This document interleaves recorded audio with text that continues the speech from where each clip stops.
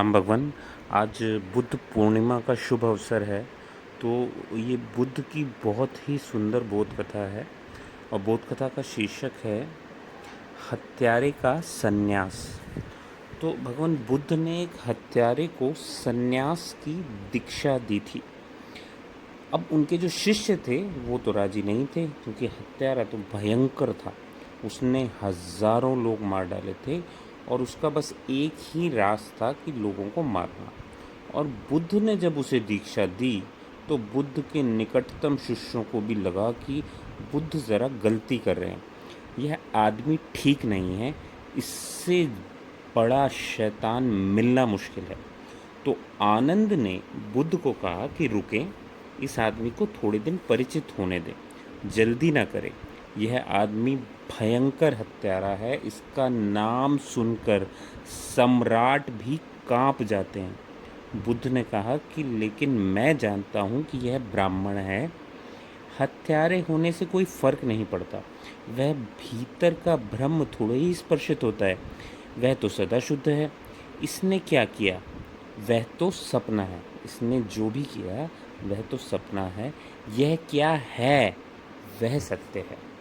भगवान बहुत ही अच्छी बात कही बुद्ध ने कि इसने क्या किया वह तो सपना है, यह क्या है वह सत्य है।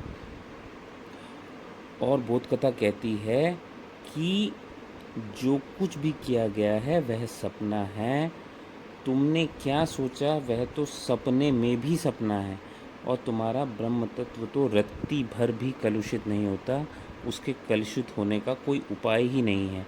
उसका कुंवारापन भ्रष्ट नहीं होता, क्योंकि कुंवारापन कोई बाह्य घटना नहीं है, कुंवारापन तो उसका स्वरूप है। तो कितने ही तुमने पाप किए हों अनगिनत, बुद्ध बिल्कुल ठीक कहते हैं कि यह तो ब्राह्मण है। और बुद्ध ने ब्राह्मण की क्या परिभाषा की है? बुद्ध ने परिभाषा की है कि जिसके भीतर ब्राह्मण है वह ब्राह्मण है। पौधे, पशु, पक्षी सभी ब्राह्मण हैं। परमात्मा में शूद्र कैसे पैदा हो सकता है? क्योंकि कारण के बिना कैसे फल लगेंगे। तो बुद्ध ने उसे दीक्षा दे दी। सम्राट को तो खबर मिली, प्रसन्नजीत उस समय सम्राट था उस राज्य का जहाँ बुद्ध ठहरे थे उन दिनों, और वह भी थक गया था इस हत्यारे से। इस हत्यारे का नाम था अंगुलीमाल। अंगुलीमाल उसका नाम था क्योंकि वह आदमियों को मारता और उसकी उंगलियों की माला पहनता। एक आदमी मारता तो उसकी उंगली अपनी माला में डाल देता। उसने 1000 आदमियों को मारने का व्रत लिया था, और जब बुद्ध ने उसे दीक्षा दी तो केवल एक उंगली की कमी थी, 999 उंगलियां उसकी माला में थी। प्रसन्नजीत भी थक गया था, कोई बस नहीं आता था इस आदमी पर। फौजें थक गई थी, सैनिक जाने से डरते हैं उस इलाके में। जहाँ खबर मिल जाती कि अंगुलीमाल आ गया। प्रसन्नजीत को जब खबर मिली कि अंगुलीमाल तो दीक्षित हो गया है, बुद्ध का भिक्षु हो गया है, सन्यासी हो गया है, तो वह देखने आया इस खतरनाक आदमी को कि यह आदमी किस तरह का है। उसकी माँ तक डरती थी उसके पास जाने में, यानी कि अंगुलीमाल की माँ तक डरती थी, क्योंकि उसका कोई भरोसा नहीं था, वह उसको भी काट देता।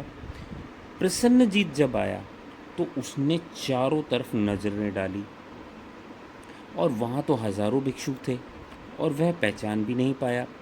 और वह पहचान भी ना पाता क्योंकि जो अंगुलीमाल था वो बुद्ध के बिल्कुल पास में ही बैठा हुआ था, ठीक पास में। उसने कहा, राजा ने कहा बुद्ध से कि मैंने सुना है कि अंगुलीमाल ने दीक्षा ले ली है और अब वो सन्यासी हो गया है। भरोसा तो नहीं आता कि यह आदमी और सन्यासी होगा, लेकिन मैं उसके दर्शन करना चाहता हूँ। वह है कहाँ? बुद्ध ने कहा, तुम उसे अब पहचान ना पाओगे। फिर भी प्रसन्नजीत ने कहा कि मैं उसे जानना चाहता हूँ। उसे पता ही नहीं कि अंगुलीमाल तो बगल में बैठा सब सुन रहा है।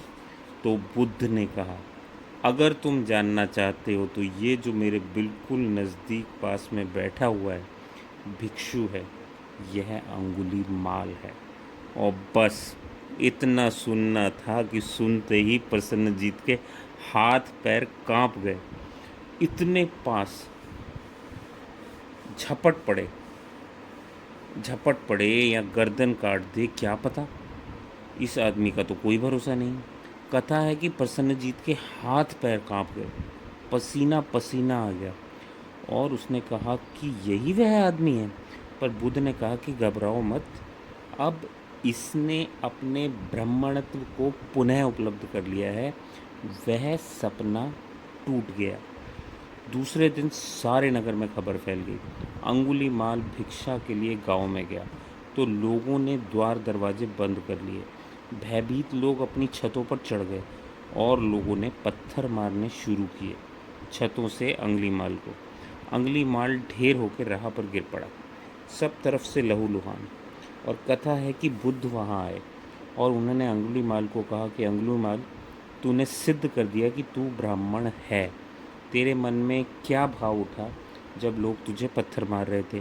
तो अंगुलीमाल ने कहा कि जब से तुमने कहा कि जो तूने किया वह सब सपना है, तब से दूसरे भी जो करते हैं वह भी सब सपना है। भगवान बहुत ही बढ़िया बात कही अंगुलीमाल ने कि जब से तुमने कहा कि जो तुमने किया वह सब सपना है, तब से दूसरे भी जो करते हैं वह भी सब सपना है।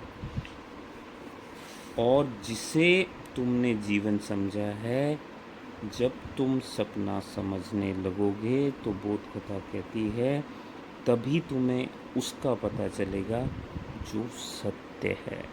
बस दृष्टि बदलने की बात है। तो बहुत ही अद्भुत इशारा लिए हुए आज बुद्ध पूर्णिमा के शुभ अवसर पर ये भगवान बुद्ध की बहुत ही सुंदर बोध कथा है जो आज बुद्ध पूर्णिमा के अवसर पर आप सभी लोगों को समर्पित है। आज इतना ही। भगवान बहुत बहुत धन्यवाद।